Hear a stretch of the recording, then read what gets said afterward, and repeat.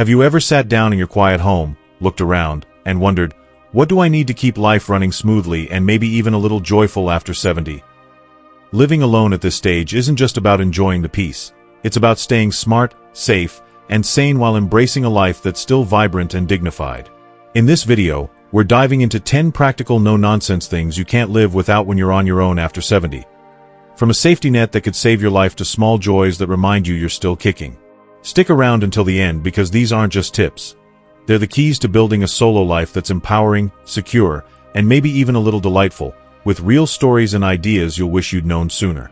Before we begin, I would appreciate it if you like this video, you can help me continue to spread the old age lesson. If you haven't subscribed yet, I recommend you subscribe and turn on the bell so you don't miss any videos. If you like this video, please comment number 1. If you don't like it, comment number 0 to let me know, so I can make a better video for you. Now let's get started. Number 1. A check-in chain that knows when to worry. Let's start with the most critical piece of the puzzle when you're living solo after 70. A check-in chain that's more than just a casual wave to the world. This isn't about having someone hover over you like a helicopter parent or scheduling daily therapy sessions with your best friend. It's about creating a simple, reliable system that says, "Hey, I'm still here, still kicking," and ensures someone notices if you don't check in. Think of it as your personal safety net, woven from the thinnest threads of routine but strong enough to catch you when life throws a curveball. Why does this matter? When you're living alone, especially in your later years, the world doesn't always know what's happening behind your front door. A slip in the bathroom, a dizzy spell in the kitchen, or a phone left on silent could mean hours, or worse, before anyone realizes something's wrong. A check-in chain is your way of saying, "I'm okay," without needing to broadcast your life story. It's not about paranoia. It's about pragmatism.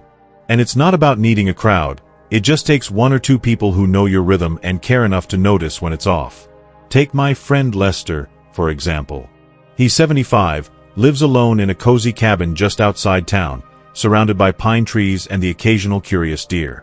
Lester's not exactly a tech wizard. His flip phone is practically a museum piece, but he's sharp as a tack and fiercely independent. He and his daughter, who lives 30 miles away, came up with a brilliantly simple system. Every morning by 9 a.m., Lester sends her a single emoji. That's it. No long texts, no phone calls, just one little symbol to say, "I'm upright and breathing." Some days it's a thumbs up. Others, it's a coffee cup or a sun. One memorable morning, it was a pancake emoji, which prompted a quick call from his daughter to make sure he wasn't drowning in maple syrup. If she doesn't get that emoji by 10 a.m., she calls him. No answer by 11 o'clock? She's in her car, driving to his place. Does that sound overly dramatic? Maybe to some. But last winter, that little emoji saved Lester's life. He slipped on an icy patch in his driveway at 8 a.m., his phone just out of reach in his pocket. The temperature was below freezing, and he couldn't get up. His daughter, noticing the missing emoji, called, got no answer, and was at his place by 11:30. She found him, called for help, and got him warmed up and checked out. That single emoji, or the lack of it, was the difference between a scary moment and a tragedy. Your check-in chain doesn't need to be fancy or involve a dozen people. It just needs to be consistent and involve someone who cares. If texting isn't your thing, get creative. One woman I know puts a specific magnet on her fridge every morning, visible through her kitchen window, so her neighbor knows she's up. Another guy flips his porch light on by 8 p.m. as his signal. You could post a quick, "Good morning," on a family group chat, use a smart speaker to send a daily message, or even leave a sticky note in your window for a neighbor to see. The method doesn't matter. What matters is that it's a habit, a tiny signal to the world that says, "I'm still here." If the signal stops, someone will know to check in. That's your chain, and it doesn't need to be long, just strong enough to hold. 2. A paper trail for your brain. Let's talk about your brain. It's a marvelous thing, but as we age, it can start playing tricks on us. You know that moment when you walk into a room and stand there, wondering why you're holding a spatula? Now imagine that, but it's not just the spatula. It's whether you took your morning meds, paid the water bill, or already fed the cat. Spoiler, you did, and now she's glaring at you from atop her 3rd meal. When you live alone, there's no one else to nudge you and say, "Hey, Didn't you already do that? That's where a paper trail comes in, a system to keep your life's details from slipping through the cracks. Your brain doesn't get worse with age, it just gets a little sneakier. Things that once stuck like glue now slide off like they're coated in oil. The solution. Write it down. Everything. The mundane, the critical, the "I'll remember this later" stuff. Because, let's be honest, you might not. This isn't about admitting defeat. It's about outsmarting your brain's tendency to misplace the small stuff. A paper trail is your assistant, your backup memory, and your sanity saver all in one. My friend Ruth, 78, is the queen of this. She lives alone in a tidy apartment and swears by what she calls her everything binder. It's a 3-ring behemoth with color-coded tabs for every part of her life. Bills, what she owes and when; medications, what she takes, when and why; assets, what she owns, from her savings account to that vintage lamp she refuses to part with; and even a section for "what to do if I become a ghost," her words, delivered with a mischievous grin. There's also a tab labeled "Things I Keep Forgetting I Forgot," where she jots down random notes like, "Check the fridge before buying more pickles. She once ended up with 6 jars." Or, "The neighbor's dog is named Rufus, not Ralph." This binder isn't just for emergencies. It's her daily roadmap, keeping her from second-guessing herself or wasting energy on, "Did I already?" You don't need a binder like Ruth's, though. Your paper trail can be whatever works for you. A spiral notebook, a wall calendar, a whiteboard in the kitchen, or even voice memos on your phone if writing feels like a chore. The key is consistency. Make it a habit to record the details that keep your life running smoothly. Log your medications, time, dose, and any side effects. Track your bills, paid or pending, and note appointments or tasks. If you're worried about forgetting the system itself, set a daily reminder on your phone or stick a post-it on your coffee maker. And if anyone teases you for being overly organized, just smile and say, "I'm not forgetful, I'm just running an advanced filing system." This isn't about distrusting your memory. It's about giving yourself peace of mind. When you live alone, you're your secretary, accountant, and scheduler. A paper trail ensures you're not spinning your wheels, wondering if you've already handled something or kicking yourself for missing it. It's your brain's best friend, and it's got your back when Tuesday feels like a maze. If you are still watching this video and finding these lessons useful, please comment number 1 below to let me know that you are still watching this video with me. Thank you for your valuable time. 3. 1 just for your financial bucket. Now, let's get to something close to my heart: your money. Too many folks over 70, especially those living alone, fall into a trap of thinking their finances are only for necessities: bills, medical expenses, or leaving an inheritance for the kids or grandkids. I'm here to say, with all the love in the world, forget that mindset. Yes, be responsible. Keep the lights on, pay your taxes, don't blow your savings on a questionable timeshare. But you absolutely, unequivocally need a little pocket of money that's just for you. Call it your joy jar, your fun fund, your "I'm still alive and loving it" account. Whatever you name it, this is your permission slip to enjoy life, not just survive it. Living alone can sometimes feel like you're stuck in maintenance mode. Pay the rent, fix the leaky sink, refill the prescriptions, repeat. That's not living. That's just keeping the machine running. Your financial bucket is about claiming your right to joy, to remind yourself you're not just coasting toward the finish line. You've still got dreams, desires, and the right to a little indulgence.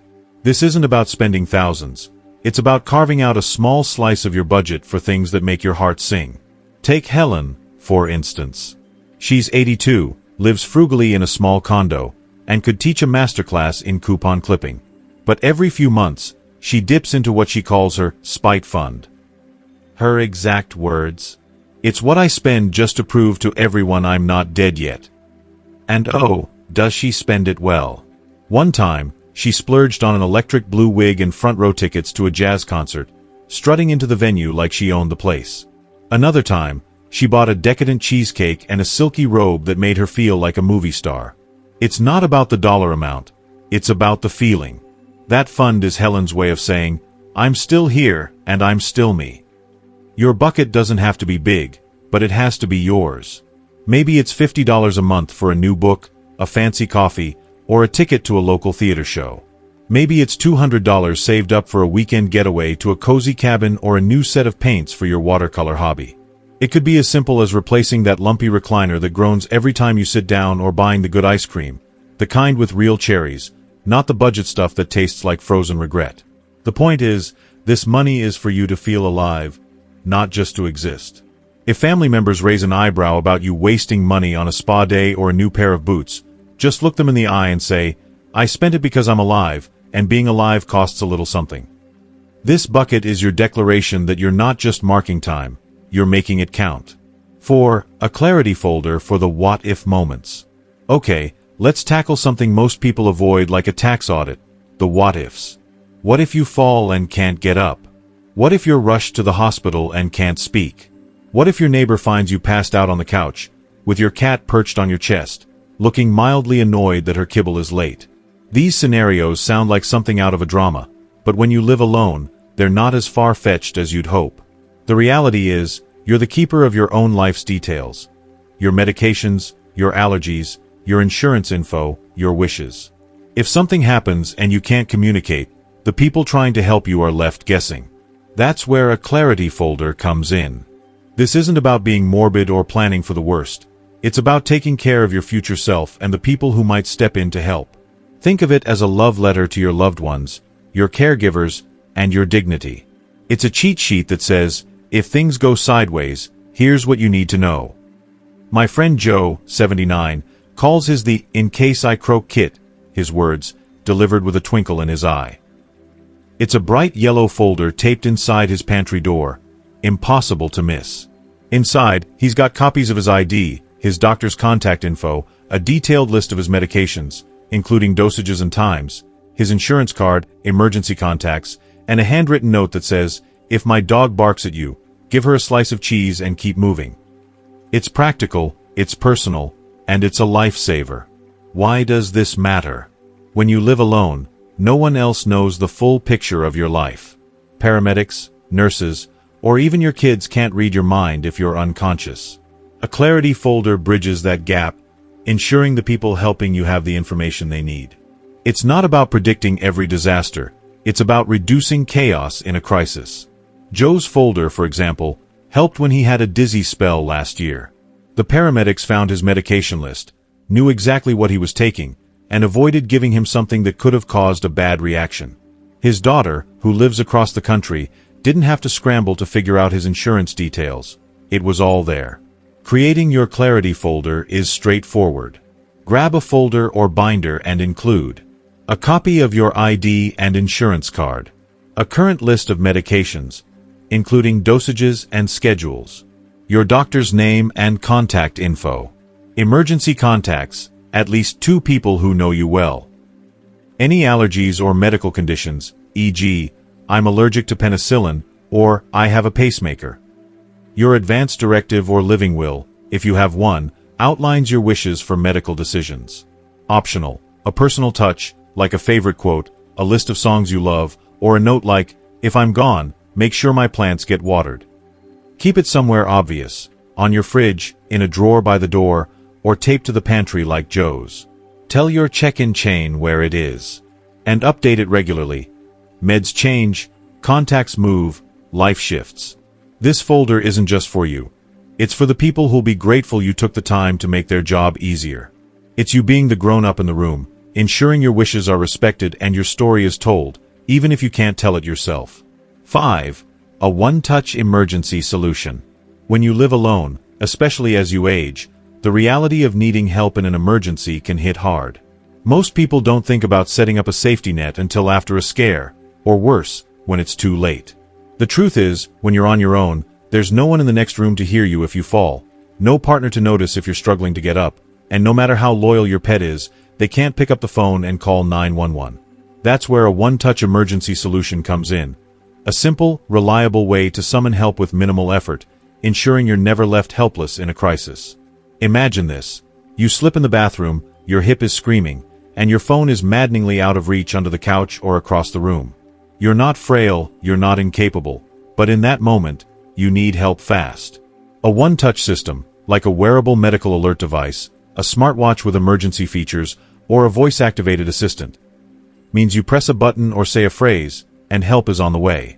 No fumbling, no crawling, No hoping someone happens to stop by. Take my friend Pat, a 76-year-old widow living in a cozy house on a quiet street. She's fiercely independent, loves her garden, and hosts a mean book club. But one rainy afternoon, she slipped on a slick bath mat, cracked her tailbone, and found herself stranded on the floor for hours. Her phone was charging in the kitchen, unreachable. She was dehydrated and disoriented by the time her son dropped by for a surprise visit. That scare was her wake-up call. Now, Pat wears a sleek medical alert watch that looks more like a stylish accessory than a clunky device. One press of a button notifies her son, her neighbor, and, if needed, emergency services. She told me, "I sleep better knowing I'm not alone, even when I am." The beauty of modern emergency solutions is that they've evolved far beyond the "I've fallen and I can't get up" commercials we used to chuckle at. Today's options are discreet and sophisticated. You've got smart watches that blend seamlessly with your wardrobe, monitoring your heart rate and detecting falls automatically. There are voice-activated systems like Amazon's Alexa or Google Home that can call a designated contact if you shout a specific phrase, like, "Help me." Some devices even connect directly to 24/7 monitoring services that dispatch paramedics if you can't respond. The key is choosing a system that works when you're at your most vulnerable. Shaken, in pain, or half asleep. Can you operate it with one hand? No hands. In the dark? These are the questions to ask when picking a device. Setting up a one-touch system isn't about admitting weakness. It's about being proactive and practical. It's about recognizing that accidents don't discriminate and that living alone doesn't mean you have to live without a safety net. Test the device regularly, make sure your emergency contacts are up to date, and practice using it so it becomes second nature. You're not planning for fragility. You're planning for independence, ensuring you can keep living life on your terms with confidence. If you are still watching this video and finding these lessons useful, please comment number 2 below to let me know that you are still watching this video with me. Thank you for your valuable time. 6. A kitchen setup that doesn't work against you. The kitchen is the heart of many homes, but as you age, it can start feeling like a minefield. That top shelf where you store the good plates? It's practically Mount Everest. The dull knife you've been meaning to replace? A recipe for frustration, or worse, a trip to urgent care. And that heavy cast iron skillet you love? It's a wrist sprain waiting to happen when your joints are already grumbling. But your kitchen doesn't have to be an adversary. With a few thoughtful tweaks, it can become a space that supports you, making cooking not just safer but more enjoyable, a place where you feel in control and capable. Start with organization. The goal is to make your daily tasks as effortless as possible. Move the items you use most, your favorite skillet, the coffee mugs, the cutting board, to waste or arm-level storage. No more bending into the depths of lower cabinets or stretching precariously for that one pot you need every day. Let the rarely used items, like the giant turkey roaster or the punch bowl from your hosting days, live in the basement or on a high shelf. If you're still cooking for a crowd of 20, that's impressive, but let's be honest. Most days, you're cooking for 1 or 2, and your setup should reflect that. Next, take a hard look at your tools. If a gadget makes your hands ache or your patience fray, it's time to let it go. That manual can opener from the Reagan era that requires Herculean strength? Toss it. Replace it with an electric model that opens cans with the push of a button. Swap out heavy pots for lighter, non-stick options that are easier to maneuver. Invest in ergonomic utensils with thicker handles if arthritis is an issue. These small changes aren't about coddling yourself.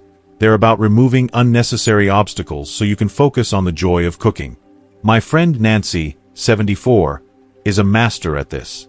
She calls her kitchen her lazy gourmet station, and it's a thing of beauty.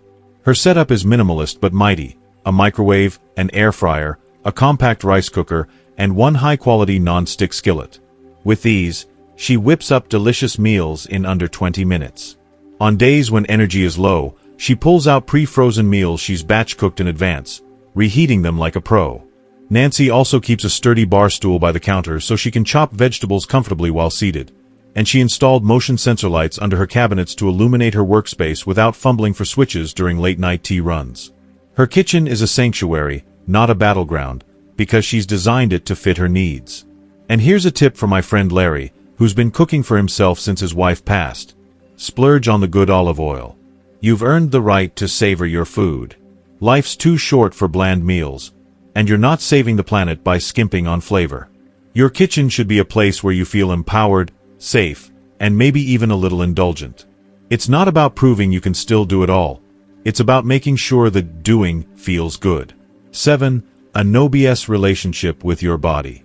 Aging is like living with a roommate who used to be low maintenance but now leaves cryptic notes and occasionally rearranges the furniture just to throw you off. Your body, once predictable, starts pulling surprises. Creaky joints, a sudden dizzy spell when you stand up too fast, or a nagging ache that wasn't there last month. It's tempting to shrug these off to say, "It's just aging," or "I'll tough it out." But ignoring your body's signals doesn't make you stronger. It just gives small problems time to grow into big ones. Living alone means you need to be your advocate, cultivating a no-nonsense, honest relationship with your body. This starts with paying attention. Noticing when something feels off, a flutter in your chest, a persistent pain in your foot, or fatigue that lingers longer than it should. My friend Marvin, 77, learned this the hard way. A proud ex-Marine, he prided himself on never complaining. For months, he dismissed dizzy spells as just the heat or low blood sugar. He didn't want to bother his doctor. Turns out, 2 of his medications were interacting dangerously, a problem that could have been caught earlier if he'd spoken up. Now, he's vigilant about reporting symptoms, no matter how small, because he knows waiting could cost him more than his pride. Being honest with yourself also means being honest with your healthcare providers. Don't downplay symptoms because you're embarrassed or think they're trivial. That weird tingling in your hand? Mention it. The occasional shortness of breath? Bring it up. You've lived in your body longer than anyone else.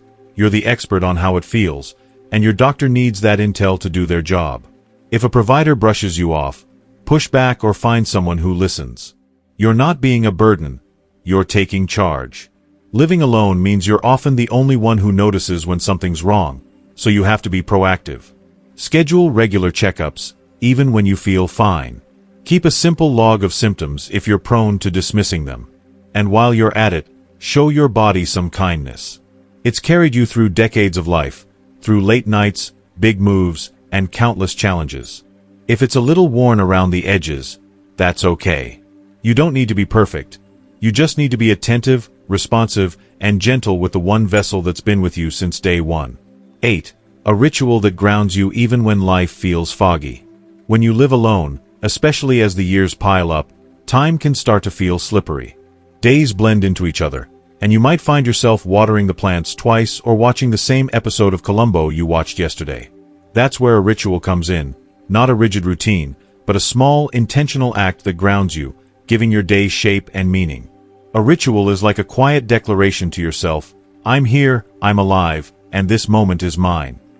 Take my neighbor Gloria, 80, who moves with a walker decked out in glitter tape and speaks with a voice like warm honey.